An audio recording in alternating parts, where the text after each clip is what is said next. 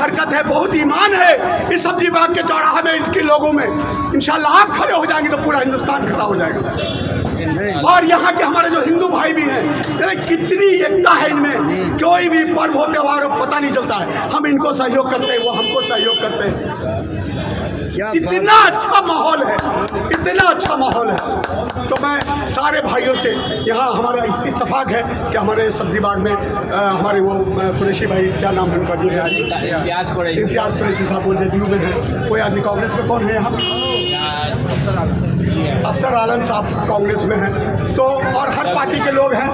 और जी, तो हम मुसलमानों को खुश करने के लिए सब लोग अपना सिर्फ रिएक्शन देते रहते हैं, मुसलमानों को खुश करने के लिए सब अपना बयान देते रहते हैं। और जब वक्त आता है इनको मदद करने का, वक्त आता है सही वो चीज़ पर खड़ा होने का, तो सारे लोग पीछे हट जाते हैं। कितनी अफसोस की बात है, सारे लोग पीछे। जब मुसलमानों की कुर्बानी कोई याद कर सकता है कि जाओ इंडिया गेट पर मुसलमानों की कुर्बानी अगर देखना चाहते हैं। आज तुम्हारा जब तुमको रेल बेच के और क्या बेचा, LIC बेचा, रेल बेचा, तेल बेचा, सब बेच के जब नहीं भरा तो अब कहा भाई मुसलमानों के पास बहुत ज़मीन है, इसको बेच के कुछ अडानी को दे दो, कुछ अंबानी को दे दो, इनका इंटीरिया बचा लो और अपना जो बड़ा लागने लगता है। कितने गवर्नमेंट सरकारी इंस्टीट्यूशन है जिन्होंने वक्त की ज़मीन को हड़पा हुआ है। तुम बनाओ ना भाई, हमारे चीज़ों को अगर कोई हड़पता है तो कौन, वो हमारे वक्त का जो चेयरमैन होता है वो कौन, मुसलमान है। लेकिन वो किनका चम्मच किनका है, इनडायरेक्ट आप हैंडल कौन करता है कि तुमको वक्त का बना रहे हैं, तुमको वक्त का चेयरमैन बना रहे हैं, तुमसे हमको चलिए उधर उधर। आप किसके हैं, तो आपका उसमें CM साथ है, आपके CM साथ है, उनको 10 करोड़ चाहिए, उनको 20 करोड़ चाहिए। ये इनडायरेक्ट सारे लोग आपके पोस्ट को खींच लेंगे। चेहरा सामने आपको मुसलमान खड़ा कर दिया। आपका जो मुतवल्ली है, आप सोचिए, मैं एग्जाम्पल देता हूँ, शायद आपको पता भी नहीं, मैं उसके लिए भी अलग से आऊँगा आपके पास। फजल इमाम चैरिटेबल ट्रस्ट, उसके मुतवल्ली कौन है, थोड़ा आगे आ जाइए, क्या गाड़ी जा रही है। उसके मुतवल्ली कौन है, मिसेज सहर अली सैनी, और उसके हस्बैंड का क्या नाम है, फैसल, उनके हस्बैंड का क्या नाम है, कोई सैनी साहब हैं जो नॉन मुस्लिम है, हिंदू है, ठीक है, सिख हैं या हिंदू है, वो सुप्रीम कोर्ट के एडवोकेट हैं। और तो वो उनकी मुसलमान होकर भी आप नहीं है मुसलमान, तो वो वक्त की प्रॉपर्टी को क्या हो रहा है। अब आज के डेट में कम से कम 10 लाख पर मंथ इनकम है। आप जाइए, 7 फ्लोर की बिल्डिंग आपके लिए है, आप सड़कों पे नमाज पढ़ते हैं, आप रोड पे नमाज पढ़ते हैं, आप जूते चप्पल पर नमाज पढ़ते हैं, और वो पूरी की पूरी बिल्डिंग खाली पड़ी है ना। उसमें हम लोगों ने जाके उसमें नमाज शुरू किया तो उसमें इमाम बारगाह का बोर्ड लगा दिया, इमाम बारगाह का बोर्ड लगा दिया। हमारे अपने लोग भी गिरफ्तार, आप उनके खिलाफ एक्शन लीजिए, उनको जेल भेजिए। आप तो वो नहीं करेंगे, आपको अंबानी को खुश करना है, क्योंकि आपके तो वो दामाद है ना, आपका तो बेटी बच्चा कुछ नहीं। और ये हमारे मौलाना मोदी साहब लोगों ने मजाक में दिखाया भी, आप लोगों ने बहुत सारा देखा होगा टिकटॉक में या क्या वो बनाते हैं आप लोग शॉर्ट्स में, फिर उनको किसी ने मौलवी बना के प्रोजेक्ट किया, तो मैंने उनका नाम रखता हूँ मौलाना मतिउर रहमान। उनको बुधारी बताया कि साहब ईमान ले आए, दुआ कीजिए कि हमारे मोदी साहब को और हमारे अमित शाह का मग़फ़रत हो जाए इस रमज़ान में। लेकिन मग़फ़रत नहीं हुई, मग़फ़रत नहीं करा सके लोग अल्लाह ताला ने। और दुआ कीजिए कि अल्लाह ताला इनको ईमान दिलवा दे, शक्ल सूरत पूरी मुसलमान की हो गई उनकी, सिर्फ अल्लाह ईमान दिलवा दे। मैं दिल से इस बात को कहता हूँ, आप दुआ करेंगे, अपने सिलसिले में रोएंगे तो इंशाअल्लाह वो ईमान इस्लाम में कबूल करेंगे इंशाअल्लाह। आमीन आमीन आमीन। फैसल साहब भैया और बात की, और भी कोई अगर हमारे भाई बात करना चाहते हैं इस मौजूद पर, हम तो बोलना चाहिए सर, मैं आपके लिए हम लोग अलग से महफिल सजाएंगे, आपके लिए अलग से महफिल सजाएंगे। तो मसला को हम लोग मेरा नाम है मोहम्मद सलीम कुरैशी। मेरा नाम है मोहम्मद सलीम कुरैशी। बस हमको बोलने दीजिए। मेरा नाम है मोहम्मद सलीम कुरैशी। बाबू उनको ले जाओ, चाय पिलाओ, नाश्ता मैं जा रहा हूँ। जाइए, चाय नाश्ता हम लोग तो कई दिनों से बल्कि सालों से मसले फ़लस्तीन भी देखते रहे, है ना, लगातार देखते रहे और पूरी दुनिया देखते रहे। लेकिन जिस तरीके से रोकना था उसको, जिस तरह से रोकने के लिए जहन लगाना था, जिस तरह से रोकने के लिए दिमाग लगाना था, ये फिक्र करनी थी, जितनी दुआएं होनी थी, जो कुछ होना था उस फ़लस्तीन में जो कुछ हो रहा है उसको रोकने के लिए शायद हम लोगों से कमी रह गई। मेरे ध्यान में एक आता है कि कई सारा प्रोटेस्ट चल रहा है, शायद कि इस मरतबे का हज की प्रोटेस्ट में हम रोक देते। हज तमाम दुनिया के आम मुसलमान, तुर्की के, इंडिया के, पाकिस्तान के, बांग्लादेश के, कहीं का भी मुसलमान हो, वो शायद मेरे जहन में आता है ये प्रोटेस्ट का एक तरीका। आखिर कोरोना में तो हज रुका ना, गए हम हज पे नहीं गए, तो हम फ़लस्तीन का गम में हम हज को इस मरतबे बाइकाट कर देते। ये मेरी अपनी एक सोच, ये हम कर सकते थे। और इससे होता क्या, हज क्या होता है, पैसा। हज क्या होता है, बिना पैसे के कोई हज में जाता है। जिंदगी भर की कमाई अगर ठीक ठाक हो गई तो शायद एक मरतबा अच्छे अच्छे घर का आदमी भी हज कर सकता है, फ्लाइट पकड़ सकता है, मदीने और मक्के के होटल में रह सकता है। तो हज क्या होता है, पैसा बहुत ज़रूरी है। और जिसको पैसा नहीं है, सेहत के साथ साथ जिसको पैसा नहीं है उस पर हज फ़र्ज भी नहीं है। आप बैठिए आराम से, हज पैसा नहीं है आपके लिए, फ़र्ज नहीं है। नमाज फ़र्ज है लेकिन हज आप पे फ़र्ज नहीं है, क्योंकि पैसा अल्लाह ने आपको उतना नहीं दिया। तो हज पैसा कहाँ कहाँ जाता है, यहाँ की एयरलाइंस में जाता है, इंडिया गवर्नमेंट को जाता, इसी तरह से हर कंट्री की गवर्नमेंट को जाता।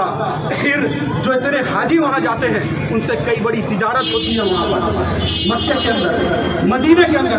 और जब इस मरतबे के हज का बाइकाट होता ना, तो सारी की सारी कंट्री को, मक्का को, सऊदी की गवर्नमेंट को, इन सबको दिमाग खुल जाता। और फिर होता कि अगले मरतबे अगर हमला नहीं किए तो अगले मरतबे का भी हज हम फिर बाइकाट करेंगे। और सऊदी का एक बहुत बड़ा इनकम जो है सऊदी का वो हज है, और ये आम मुसलमान कर सकता था। अल्लाह माफ़ करे कि हमने पता नहीं क्या सोचा कि ये मामूली सा काम भी हम नहीं कर सके उन लोगों के लिए, उन भाइयों के लिए जो इन ज़मीनों के अंदर, इन मलकों के अंदर ये दब के कुचलते रहे। क्यों नहीं? क्योंकि हम हर कुछ ये समझ लिए कि ये फलानी गवर्नमेंट करेगी, ये सऊदी की गवर्नमेंट। दूसरों को बुरा भला कहना एक चीज़ है, ये सऊदी ऐसा क्यों नहीं कर रहा, यमन ऐसा क्यों नहीं कर रहा, या और कोई क्या कर रहे हैं। लेकिन ये जब हम बैठ के सोचेंगे, है ना, इसलिए जब कोई मसला आ जाए तो सबसे पहले ये कि अल्लाह की तरफ मुतवज्जे हों और मस्जिद में रोज़ा रख के एहतिकाफ करके बैठ के अल्लाह के सामने जब रोएंगे तो अल्लाह ताला जहन में बातें खोलेंगे कि करना क्या। अल्लाह ताला खड़े होने की ताकत भी देंगे, थोड़ा थोड़ा गाड़ी को रास्ते से अल्लाह ताला खड़े होने की ताकत भी देंगे। अब बता कि अपने भी फिक्र करना कि हम क्या कर सकते हैं। ये हम फ़लस्तीन के वक्त में एक मौका का हम कर सकते हैं, लेकिन चूँकि उस तरह की फिक्र, मेरा मानना है कि चूँकि उस तरह की हमारी फिक्र नहीं हुई, वो रोना नहीं हुआ, तो अभी तक भी चल ही रहा है। अभी तक भी फ़लस्तीन का जो ऐसा था वैसा मसला चल ही रहा है। अब इसी तरह से वक्त का यहाँ पर चल रहा है। फ़लस्तीन में क्या है, ज़मीन। आदमी ख़त्म करो ज़मीन, वक्त क्या है यहाँ पे जो हो रहा है, ज़मीन। और आपको बताएंगे कि 1992 जनवरी में ये इंडिया को समझ लीजिएगा कि माहौल किस तरह से बदला।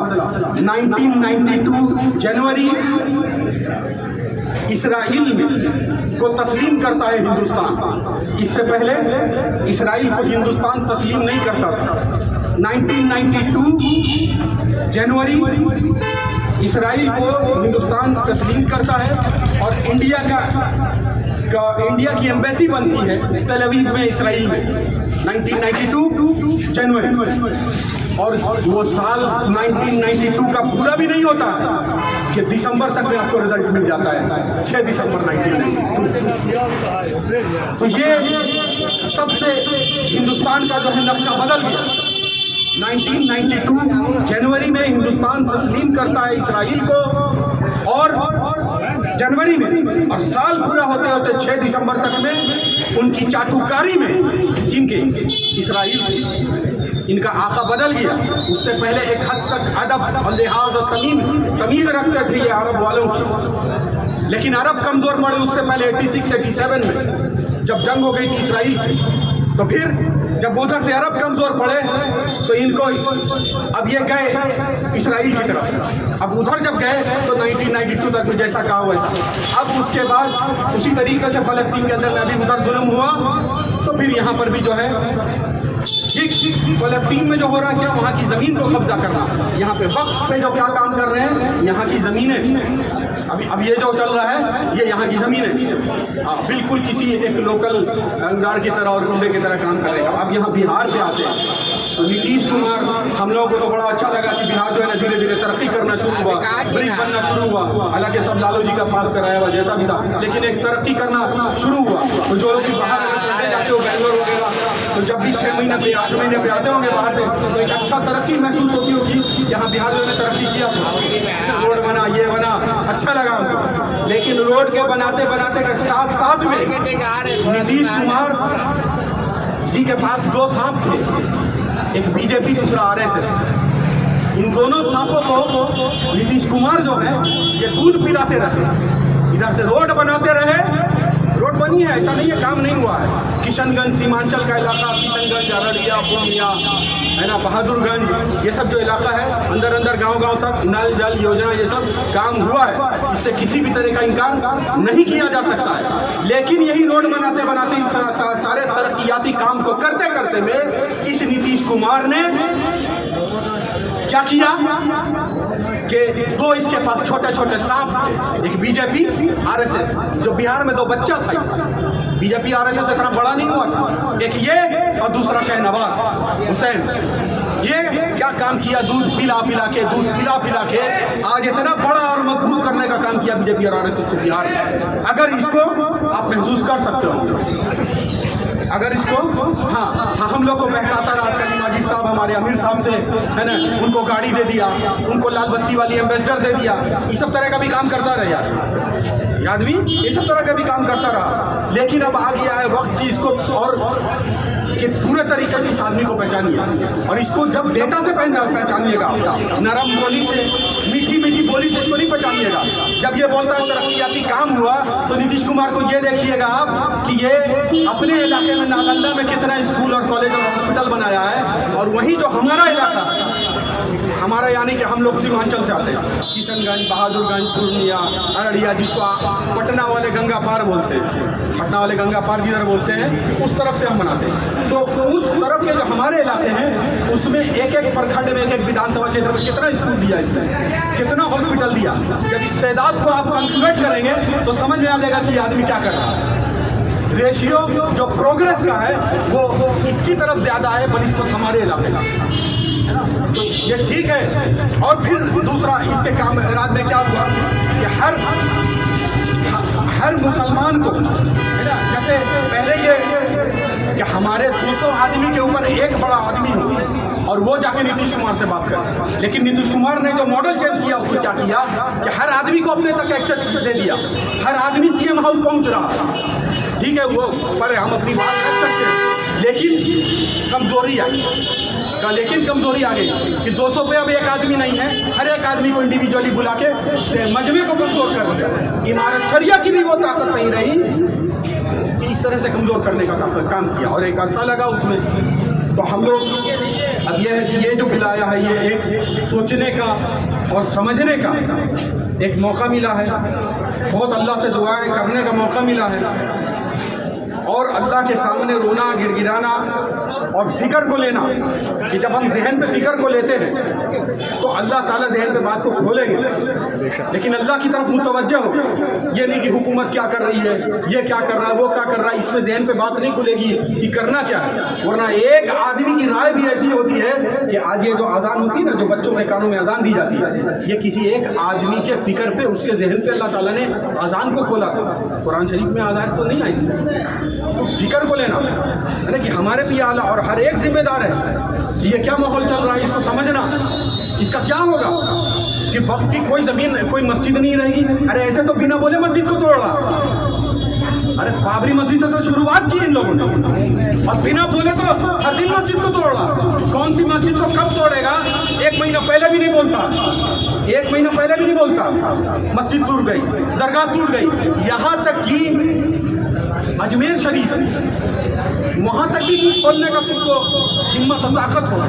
लेकिन ये बात भी याद रखने की है कि ख्वाजा मोइनुद्दीन चिश्ती रहमतुल्लाह अलैह जब इस सरजमीन पे पैर रखा था, उन्होंने अपने कदम मुबारक को इस सरजमीन पे रखा था, तो सब लोग दूध पिलाने नहीं आए थे, सब लोग पाँव गुलाब का पानी लेके पैर धोने के लिए नहीं आए थे।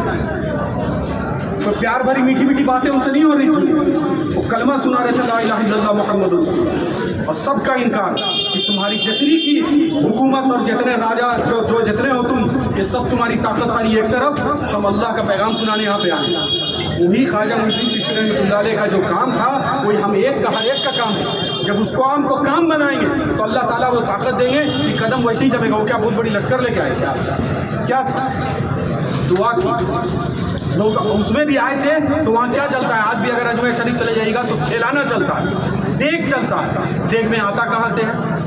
उस ज़माने से चल रहा है, खिलाया जाता है, आज तक भी खिलाया जाता है। तो खिलाना आज भी चल रहा है ना। तो वो और पृथ्वीराज चौहान या जिस वक्त भी राजा रहे, तो ऐसा नहीं है जैसे आज हमारी मुखालफत हो रही है ना, तो उनकी भी वैसी मुखालफत है, ऐसी मुखालफत हुई। अगर वजू करने जा रहे हैं तो पानी नहीं लेने दिया गया तुमको इन सागर से, सारा वाक़या तो सबको मालूम है। तो हम भी वही कलमा के पढ़ने वाले हैं, ये बात को भूलना नहीं है। इसलिए जो हालात जो आएंगे ना, उस कलमे के एतबार से ना, वो निस्बत अपनी हम ना भूलें। मेरे साथ ऐसा क्यों हो रहा है? ला इलाहा इल्लल्लाह मुहम्मद रसूलुल्लाह के पढ़ने वाले, ये बात याद रखना। हालात बताया कि जिस तरह से अक्सर बड़े बताते हैं इस तरह कि भूख का तकाजा, कि भूख रखी तो अल्लाह ताला ने रखी ना, भूख लगता है, लेकिन रोज़ा भी अल्लाह ताला ने रखा।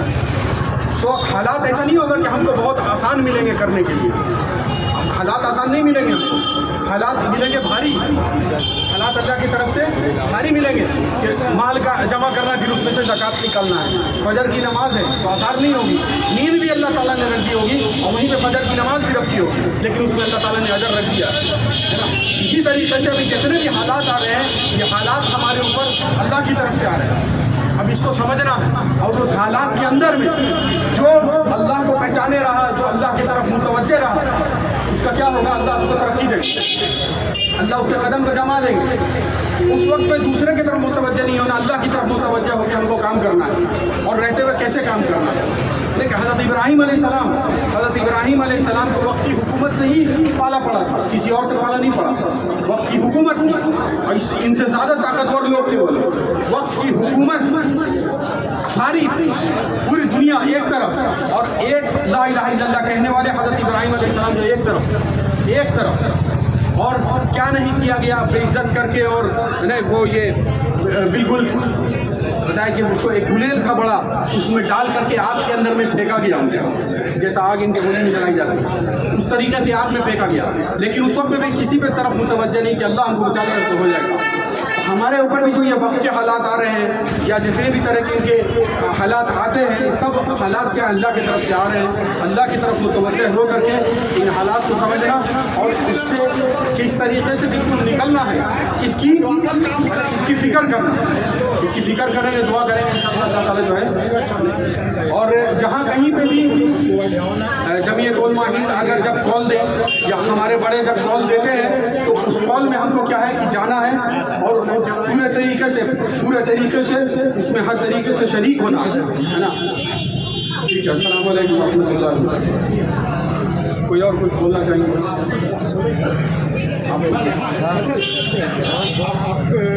आप कुछ बोलिए थोड़ा, कोई और कुछ बोले? आप अपना तारुफ जी अपना तारुफ कराएं, और कुछ जो बोल सकते हैं इस पर। बहुत शुक्रिया, लिमिट अपना इतना बढ़िया आपने मंच को सजाया है। आपके जज्बे को सलाम करते हैं कि सीमांचल से आप यहाँ से आए हैं, आपका खैर मकसद है। मुझे एहसास हो रहा है कि आप दो आदमी हैं यहाँ पे, और भाई हमारे का नाम तो मैंने जानता, फैसल जरा सा नाम मोहम्मद फैसल इमाम साहब हैं। ये बाप बेटे की जोड़ी अल्लाह ताला सलामत रखे। इस जज्बे के तहत अभी ये लोग ये दो बाप बेटे में इस मुहिम को छेड़ा है और ये मुझे ऐसा लगता है, मैं खड़ा होकर के सुन रहा था तो मुझे ऐसा लगता है कि बेशक ऐसे लोग हैं तभी दुनिया चल रही है। आप समझ लीजिए कि हम तमाम लोग अपने घर के अंदर में हैं, खाना खा रहे हैं, सो रहे हैं और वक्त के मामले को हम लोग टीवी और अखबार के नजरिए से देख भी रहे हैं, बेचैनी भी है। लेकिन ये दो साहब यहाँ पे जो सीमांचल से तकरीबन मुझे ऐसा लगता है कि 600-700 किलोमीटर के आसपास में है, वहाँ से चल कर के सब्जी बाग के चौराहे पर अपनी बात को रख रहे हैं। इनको नींद नहीं आती। आप इनसे पूछ लीजिए, दोनों बाप बेटा यहाँ पर है। मुझे ऐसा लगता है कि जब से बिल पास हुआ है तब से इनको नींद नहीं आ रही होगी, तभी इन्होंने ये फैसला किया कि चाहे कुछ भी हो जाए मैं अकेला ही चला था जानिबे मंजिल मगर लोग साथ आते गए और खाना बना दिया। ये एक शेर है और इसको चरितार्थ कर रहा है कि ये अकेले दो शख्स बाप बेटा है, इनके अंदर वो जज्बात और ये जुनून है कि आप नौजवानों को अपनी तकलीफ के जरिए से अपनी बात को पहुंचा रहे हैं। मेरे दोस्तों, मुल्क के हालात इस वक्त ऐसे हो गए हैं मानो आप समझ लीजिए कि लोग कह रहे हैं कि आप दोयम दर्जे के नागरिक बनाए जाएंगे। हम आज़ादी के बाद से लेकर के मैं अभी बता रहा हूँ, जो वो कांग्रेस की ज़माना हो चाहे अभी बीजेपी का ज़माना आ गया, मुसलमान इस देश के अंदर में आज़ादी के बाद 1947 के बाद दोयम दर्जे का नागरिक तो उसी वक्त हो गया था। अभी तो इसको और ज्यादा इम्प्लीमेंट कर रहे हैं ये लोग और मुहर लगाने की साजिश चल रही है कि इनको कैसे दोयम दर्जे का नागरिक बनाया जाए। मेरे दोस्तों, बुजुर्गों, नौजवान साथियों, वक्त अमेंडमेंट बिल आया और इसकी साजिश ये आज से नहीं चल रही है। इसकी साजिश आजादी के बाद से ही आरएसएस का जो विंग है, राष्ट्रीय स्वयंसेवक का जो विंग है, ये इसीलिए बनाया गया था हिंदुस्तान के अंदर में ताकि मुसलमानों को किस तरह से यहाँ पर दोयम दर्जे का नागरिक बनाया जाए और वो अपने एजेंडे पर काम कर रही है। अब आप कहेंगे तो फिर अगर हिंदुस्तान के अंदर में आरएसएस इतनी मजबूत संस्था है, इतनी मजबूत है, तो फिर आरएसएस की हुकूमत क्यों नहीं? आरएसएस की हुकूमत हो जाना चाहिए, वो भी एक पॉलिटिकल विंग बना करके और डायरेक्ट आपको फाइट करता है। लेकिन उसको मालूम है कि कानून इसकी इजाजत नहीं देता। उसने क्या किया कि उसने जनसंघ बनाया और जनसंघ के बाद फिर ये भारतीय जनता पार्टी में तब्दील हो गया। भारतीय जनता पार्टी जब से आई उसके 2 सांसद हुआ करते थे। आप तमाम लोगों को मालूम है, जो पढ़े लिखे लोग हैं यहाँ पर, उनको मालूम है कि उनके सिर्फ और सिर्फ पूरे हिंदुस्तान के अंदर में वो जीत करके आते थे। सिर्फ 2 सीट थी उनकी और वो सीट एक लाल कृष्ण आडवाणी और एक वाजपेयी जी थी।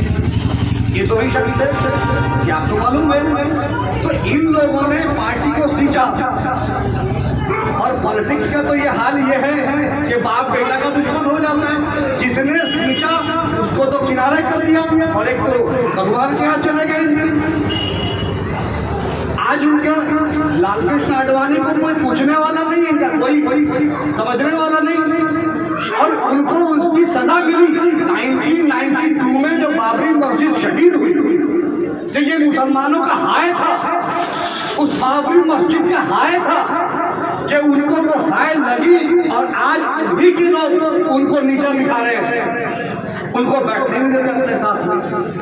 मेरे दोस्तों, आपसे ये 2 शख्स किशनगढ़ से या सीमांचल के इलाके से चलकर के आए हैं, आपको दावत देने के लिए आए हैं और आपके अंदर वो जोश बलबला पैदा करने के लिए आए हैं जो हमारा मर चुका है।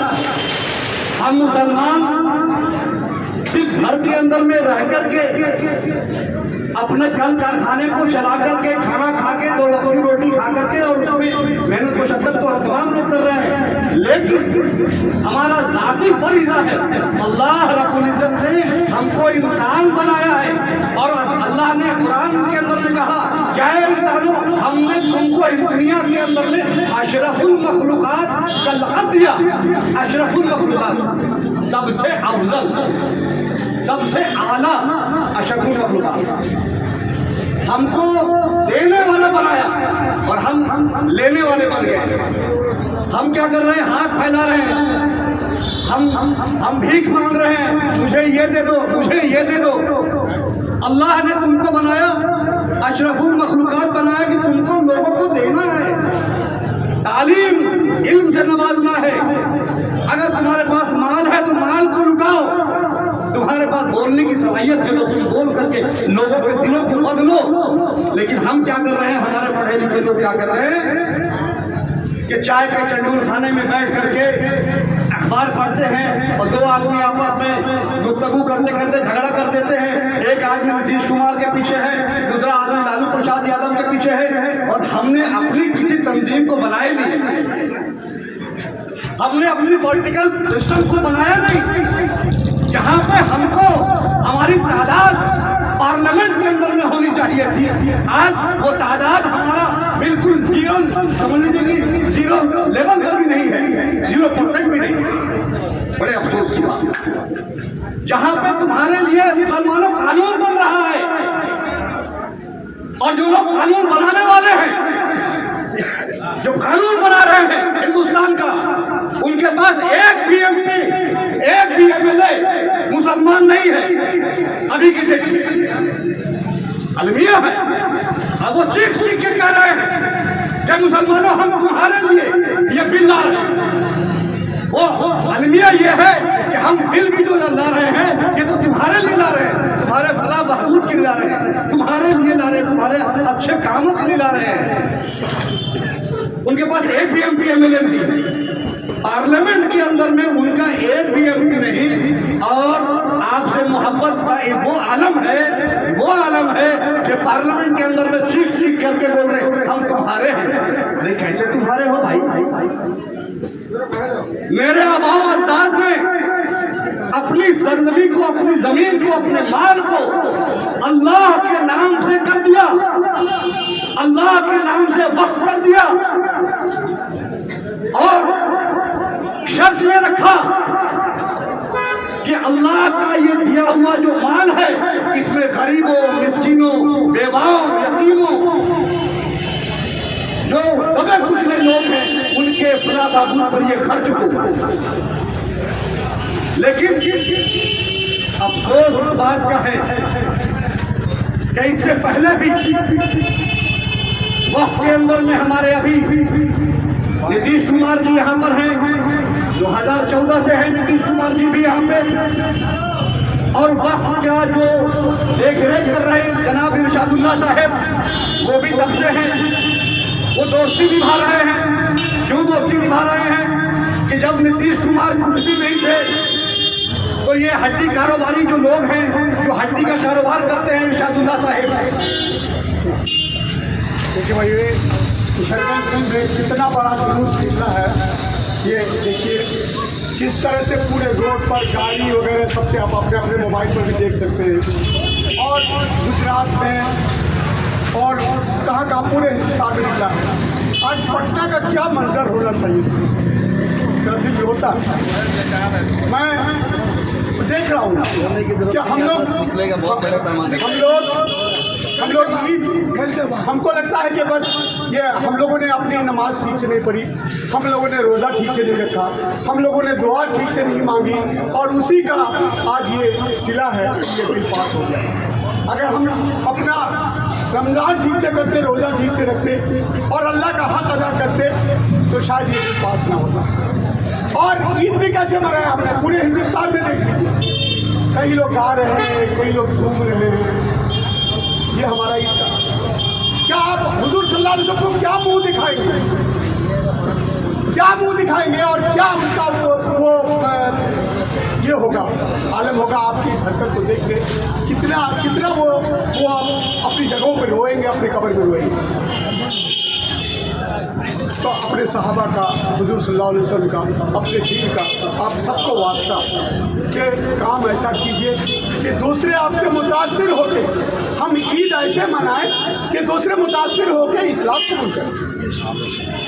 आपने देखा होगा अफगानिस्तान में रिपोर्टर गया और वो मुसलमान होके वापस आया, मुसलमान के अखलाक को देखते, मुसलमान के दीन को देखते, मुसलमान के काम को। गाजा में रिपोर्टिंग करने के लिए गई लड़की, गई लड़का गया और वो मुसलमान होके लौटा। और भाइयों आपके लिए यूएनओ के और WHO के कितने लोग शहीद हुए, वो क्या मुसलमान थे?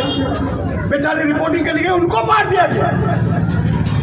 तो वो ज़मीर देखिए, और हम लोग अपने ज़मीर को तलाश टटोलिए अपने ज़मीर को कि हम लोग कहाँ हैं। शायद उसी का नतीजा है कि ये बिल पास हो, उसी का नतीजा है कि हम पिट रहे हैं फ़लस्तीन में।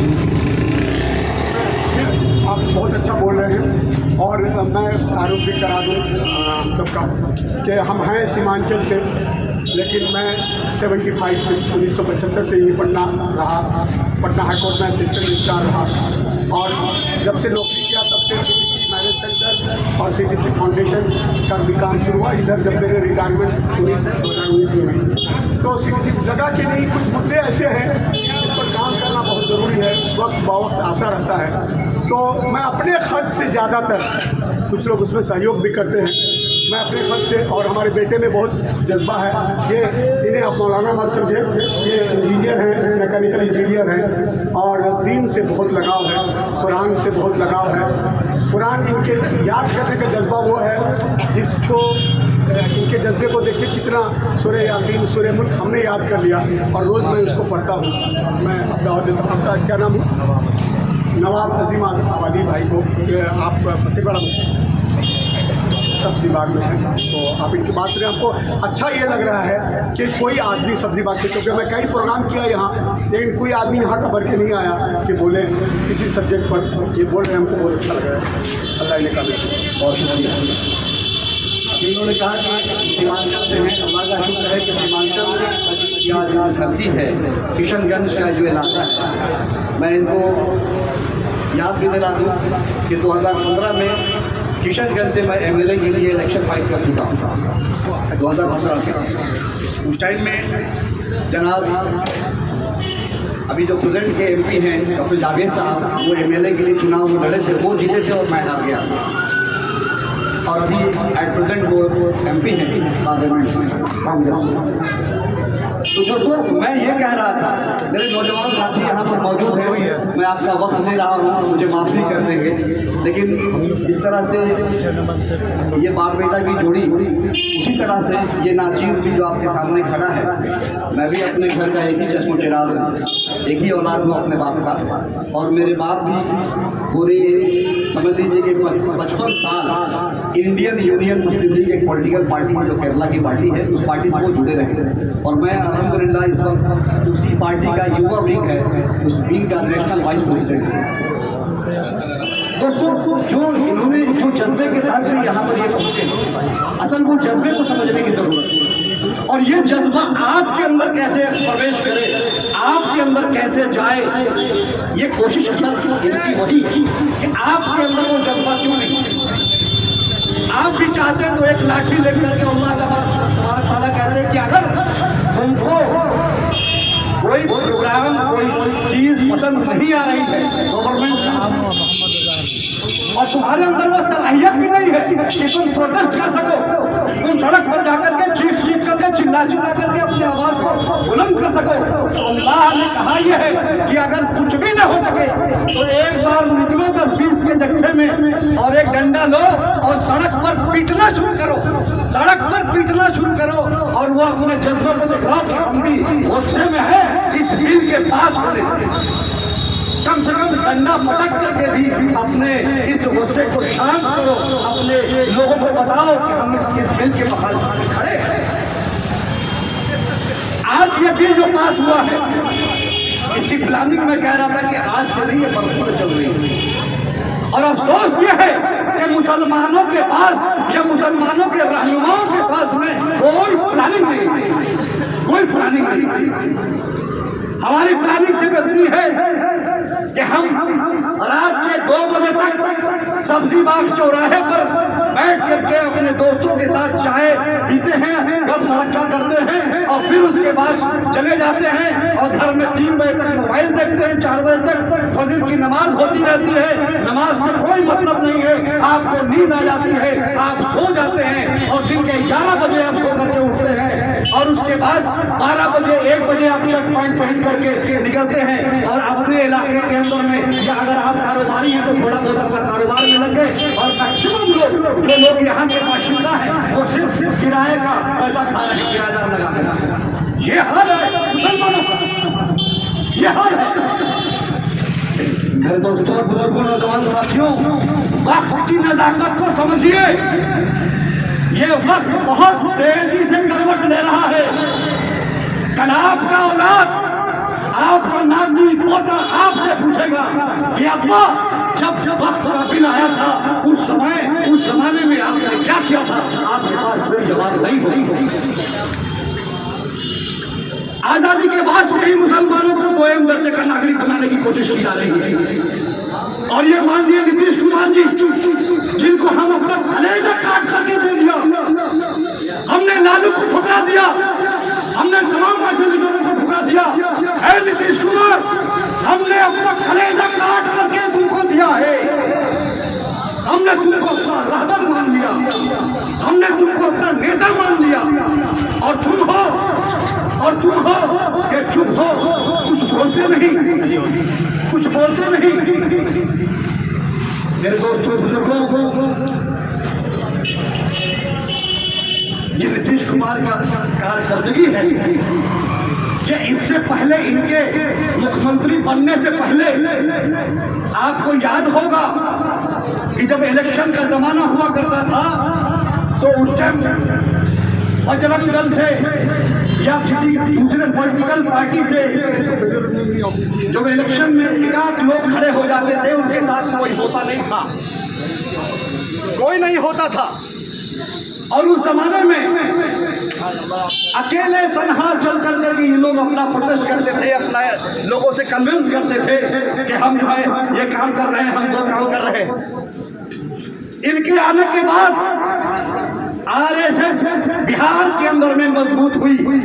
आरएसएस के मोहन भागवत और एक और लीडर है प्रवीण तोगड़िया, इनका कभी प्रोग्राम बिहार के अंदर में नहीं हुआ करता था, लेकिन जब से नीतीश कुमार आए तब से बिहार के अंदर में ये प्रवीण तोगड़िया और ये मोहन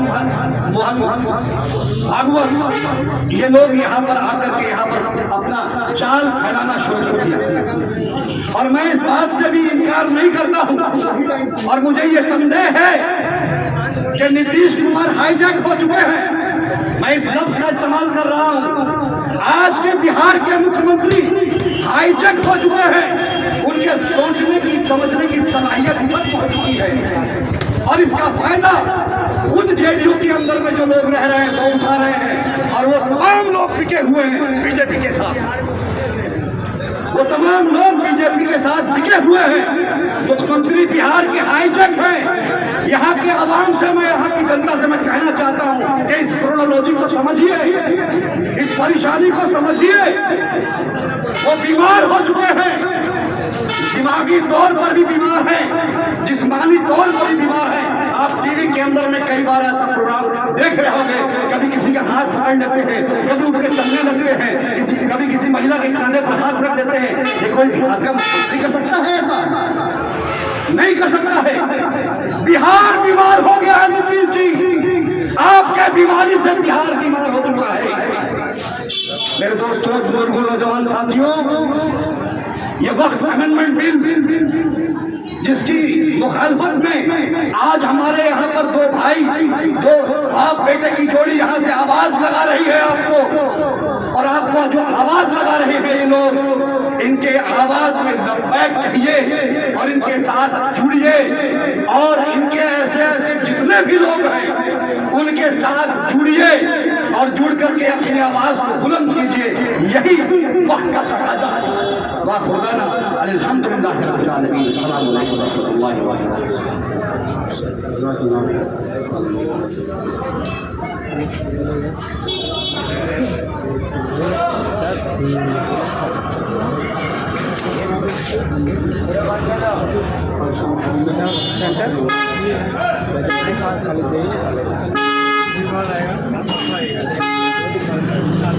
और ये इन लोगों के बारे में एक बात जो समझने की है, ये जो हुकूमत और जिस मिजाज के लोग अभी हुकूमत में हैं और जिस मिजाज के लोग अभी संसद में हैं, इस मिजाज के लोग, इनके बच्चे हमेशा से ये नारा देते रहे कि एक धक्का और दो बाबरी मस्जिद तोड़।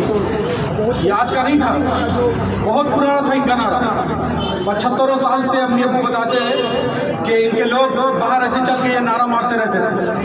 तो ऐसा नहीं कि कोई काम ये एक दिन में कर देते हैं, 75 साल से नारा देते रहे, तब जाके 92 में जाकर के मस्जिद को शहीद किया इन्होंने। जो ये बिल लाने आज जा रहे हैं, ट्रेन में तो वो भी था ना, आडवाणी के पीछे खड़ा हुआ ये मोदी, ये भी तो था। मुस्लिम जिस दिन ये लोग तोड़ने जा रहे थे, तो अक्सर वो फोटो लेके आए, ये भी पीछे खड़ा था। दरिंदा, शैतान, ये खड़ा था। जो और इन लोगों का नारा, उनके बच्चों का नारा, तब से एक धक्का और दो बाबरी मस्जिद तोड़ दो। और साथ में अफ्तार पार्टी करते रहे, साथ में अफ्तार पार्टी करते रहेगा, साथ में ईद मिलन होते रहेगा, लेकिन नारा इनका एक ही रहेगा। और एक दिन 6 दिसंबर को तोड़ दिया, और उसके बाद तोड़ देने के बाद तुरंत बना सकता था हिंदुस्तान के अंदर में इसको, मंदिर को, लेकिन तुरंत नहीं बनाया। 30 साल केस किया है, नौटंकी किया, 30 साल मुसलमान पेपर पढ़ता रहा, 30 साल केस लड़ते रहे, 30 साल वकील का पैसा देते रहे, और 30 साल उलमा इकराम हमारे जमीयत उलमा हिंद के ये लोग और मुस्लिम पर्सनल लॉ बोर्ड के ये लोग जाते रहे, आते रहे, और वक्त ज़ाया 30 साल, और तब जाकर के मौका महल देख करके और जाकर के इसको बनाने का काम किया है। इस तरह से काम होता है। फिर एक और नारा इनका, जब 75 साल से आज़ादी के वक्त से ये लोग लगाते रहे कि मुसलमान या पाकिस्तान या कब्रिस्तान, ये नारा मारता रहा, यहाँ तक के सीए बोलिएगा ना, तो जो नागरिकता में सवाल है ये वही है, या तो मुल्क से खाली हो, या मुल्क में अतीक की तरह, अशरफ की तरह, और जितने जिन लोगों को इन लोगों ने टारगेट में लिया उन लोगों की तरह कि ये नुकसान पहुंचाए। पहले मजबूत लोगों को ही निशाना बनाए, हम अब तो जो आम आवाम है, तो ये जो इनकी तैयारी है जो चल रही है, जो सिस्टम से ये काम कर रहे हैं, इसको समझने की जरूरत है। ये वही है, सब इसको पकड़ के आइए अब एक फोटोग्राफ उसको पकड़िए और आके हम लोग पीछे आई। अच्छा फोटोग्राफ ऐसे आइए, दुकान छोड़ के इधर आइए, इधर आइए, ठीक है।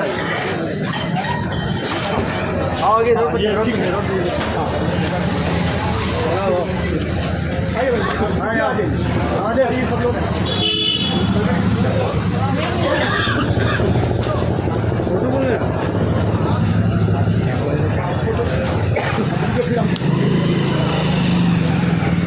अपने इस पर डालिए सब लोग।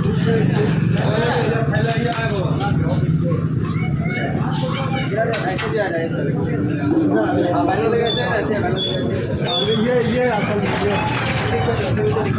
हाँ ठीक है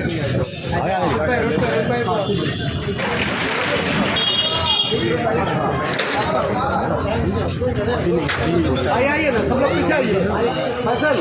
फैसल इधर आओ।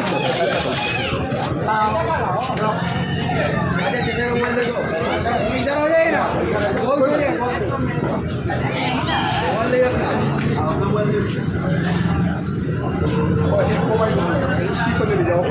ये वाला इसको